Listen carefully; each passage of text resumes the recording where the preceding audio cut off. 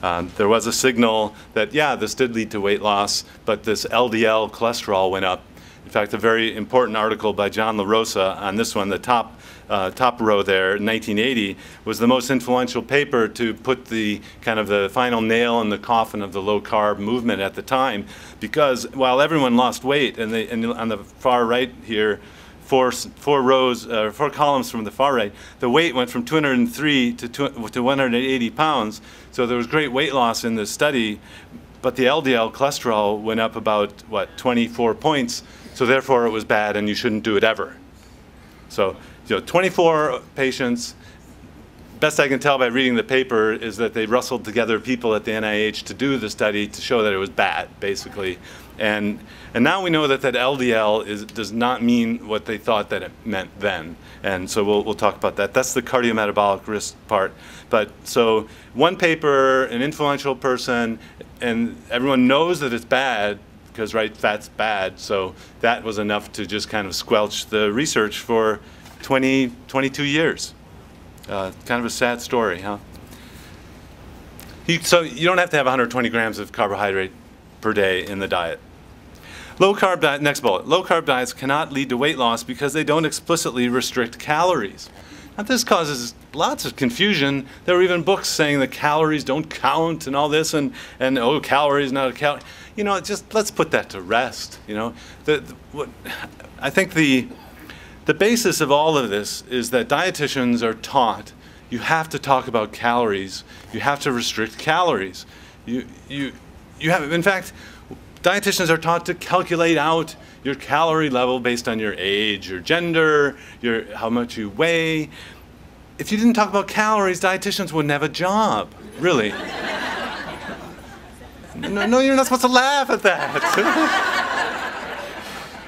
I get stern looks from dietitians because it makes them very nervous.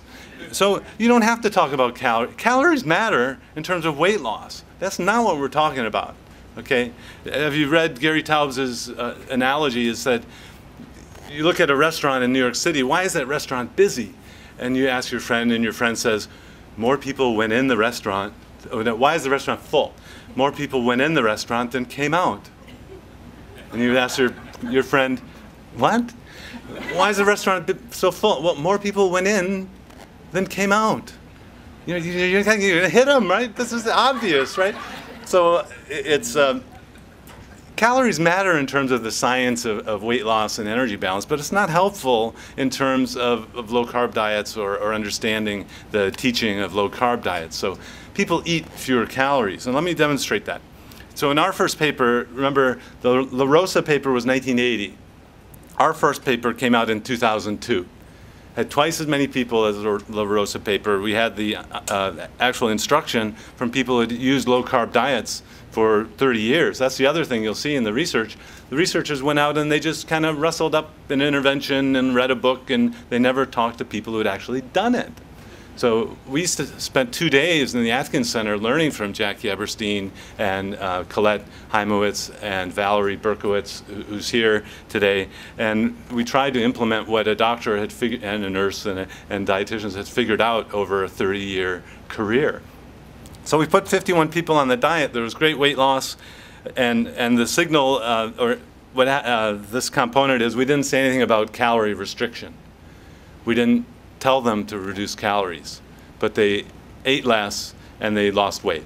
Okay, now I may be preaching to all of you who know this, but you need to know that the science is there to say it as well. Okay, an uncontrolled study, 50 people over 6 months, isn't good enough. So we went back and said, I asked Dr. Atkins to fund that first paper because there was no one else really who was interested.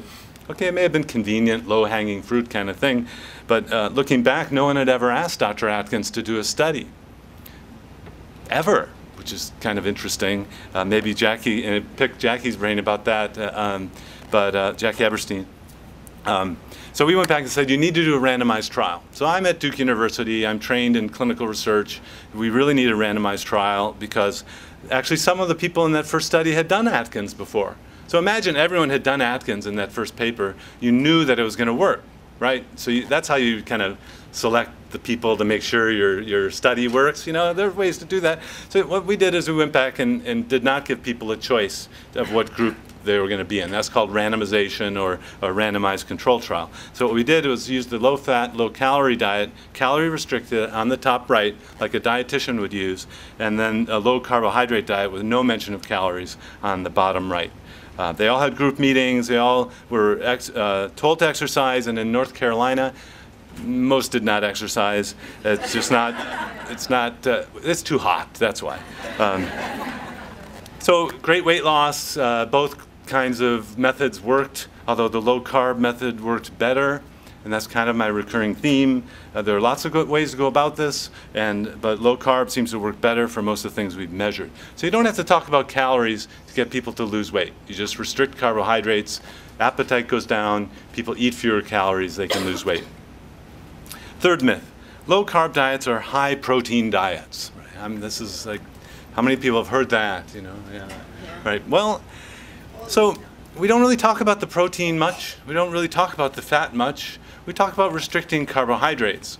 And so we want to go to about 50 grams or 20 grams of total carbs optimally. That's the kind of what I call the old Atkins. If you went to the Atkins Center back in the 1990s, early 2000s, this is what you would have been taught.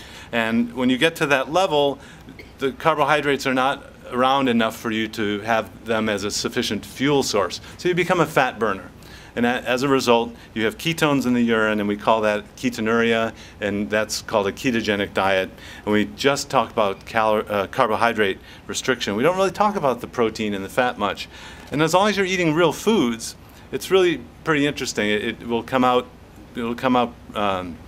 individualized. So I wanted to just let you know that that first induction level in the Atkins language, or phase 1 in other language, is 20 grams of carbs. I use total carbs. The new Atkins uses net carbs. I use total carbs in my clinic if you've come to me, and then net carbs for near your maintenance or at maintenance. Ongoing weight loss, phase 3, pre-maintenance, phase 4, lifetime maintenance. This is all documented in the new Atkins book. My co-authors are Steve Phinney. Steve Phinney is our teacher for nutrition and metabolism, brilliant guy, and Jeff Volek, who's here. We'll hear from Jeff later and hear the latest science. So when you teach a low-carb ketogenic diet, this is what you do originally. You can have eggs and bacon, or you could have sugar-free yogurt with little berry slices at the bottom. You could have chicken Caesar salad, or you could have a fast food burger without the bun. The Wendy's Baconator with a bun satisfies many of my patients early on. Remember, this is North Carolina we're talking about, okay? There are regional variations, and if I said no fast food, I would reduce the people who would be able to do this. Probably 80% of my patients eat fast food every day. Olives or cheese sticks or you could have pepperoni slices or chicharrones. Funny, a friend of mine who's a little more cheeky than I put the nutrition facts of pork rinds, chicharrones. I put that on there because for those who don't know what it is, it doesn't bother them. But if I put pork rinds on there, dietitians go ballistic. So again, it's the bacon. Are you crazy? I want to see eat pork rinds with gusto. Pork rinds. You put the nutrition facts of pork rinds and potato chips side by side. A friend of mine did this, a colleague, and the nutrition facts. Oh, everyone agreed the one on the left was more nutritious and better, and the one on the right was not. Well, the one on the left was the pork rinds, and the one on the right was the potato chips.